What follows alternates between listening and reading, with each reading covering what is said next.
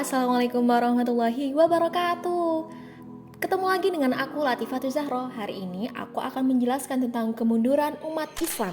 Bab yang dijelaskan di kelas 11 semester genap mata pelajaran sejarah kebudayaan Islam. Sebelum ada kemunduran pasti adalah ada kejayaan. Oleh sebab itu kita akan membahas tentang kejayaan umat Islam. Kejayaan umat Islam terbukti dengan adanya Istana Alhambra di Andalusia, Spanyol. Dahulu, umat Islam telah melakukan ekspansi hingga ke wilayah Spanyol. Kemudian ada Taj Mahal di India. Taj Mahal ini dibangun oleh Raja Muslim bernama Jalaluddin Akbar. Kemudian, kejayaan umat Islam juga tercatat bahwa 200.000 pasukan Gotik kalah dengan pasukan Islam Tariq bin Ziyad yang hanya 5.000 orang. Sudah terbukti bahwa strategi yang dilakukan oleh salah satu umat Islam ini sangat luar biasa. Kemudian ada lagi di bidang ilmu kedokteran, seorang Ibnu Sina yang dikenal sebagai bapak kedokteran dunia. Ada lagi Al-Khawarizmi, matematikawan dunia, pencipta aljabar, algoritma, dan angka nol. Sebelum diciptakannya sistem oleh Al-Khawarizmi, para ilmuwan menggunakan sistem Romawi yang sangat sulit untuk diterapkan. Karena susah itu, maka dia menciptakan angka nol untuk memudahkan dalam penghitungan. Nah, setelah kejayaan barulah muncul kemunduran umat Islam. Masalahnya apa sih? Pertama, runtuhnya Daulah Abbasiyah. Daulah Abbasiyah yang berdiri beratus-ratus tahun tersebut mengalami fase kemunduran karena ada dua faktor. Pertama, faktor internal.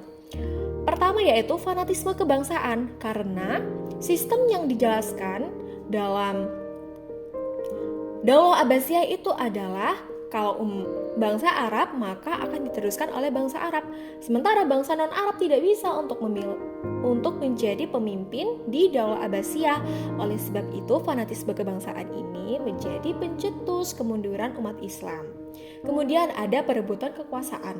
Selanjutnya penguasa dan hartawan yang hidup mewah dan berfoya-foya. Lalu ada munculnya daulah-daulah kecil.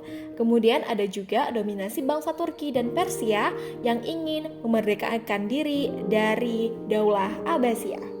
Nah, faktor eksternalnya adalah pertama, Perang Salib. Perang Salib ini berlangsung bertahun-tahun antara umat Kristiani dan juga umat Muslim. Kemudian ada penyerangan bergelombang bangsa Mongol karena faktor internal sendiri di mana ada keruntuhan kekuasaan, perebutan kekuasaan, maka ketika bangsa Mongol melakukan penyerangan, lama-lama akan mundur juga. Lalu akhirnya terbunuhnya Khalifah Al-Mu'tasim ini menjadi tanda berakhirnya Daulah Abbasiyah. Lalu penyebab yang lain kemunduran umat Islam yaitu Daulah Bani Ammar yang harus keluar dari wilayah Andalusia. Jika tidak, maka harus berpindah keyakinan. Jadi masyarakat di Andalusia tidak mau jika mereka Daulah Bani Ammar ini mendiami wilayah Andalusia, tapi tidak mau berpindah keyakinan. Kemudian ada lagi Daulah Mughal yang dijajah oleh Inggris. Nah, itu adalah kemunduran umat Islam. Nah, menurut Amir Syakib Arselan, sebab kemunduran umat Islam itu ada 4 faktor, yaitu pertama, umat Islam yang tidak benar-benar mengamalkan ajaran agama Islam. Nah, karena oleh sebab itu terjadilah kemunduran itu karena ya itu berfoya-foya, kemudian tidak mau mengalah dan sebagainya. Kemudian umat Islam tidak mau bersatu dan terpecah belah. Inginnya daulah-daulah tersebut adalah memerdekakan diri, makanya tidak ada persatuan yang menyebabkan kemunduran umat Islam itu sendiri. Nah, yang ketiga, umat Islam cinta dunia dan takut mati. Ini adalah persoalan hati. Kemudian hilangnya semangat jihad. Semangat jihad ini juga perlu untuk memajukan keilmuan Islam itu sendiri. Kemudian imperialisme bangsa barat.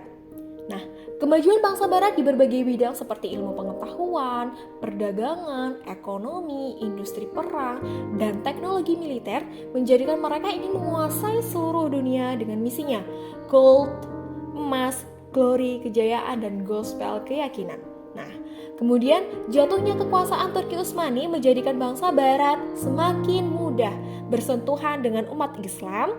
Mereka menguasai kawasan perdagangan internasional. Ini juga menyebabkan kemunduran umat Islam itu sendiri, karena perdagangan itu adalah tolak tonggak tempat penyebaran Islam itu sendiri. Ketika perdagangan internasional sudah menjadi kekuasaan bangsa barat, otomatis wilayah umat Islam untuk bergerak semakin sempit.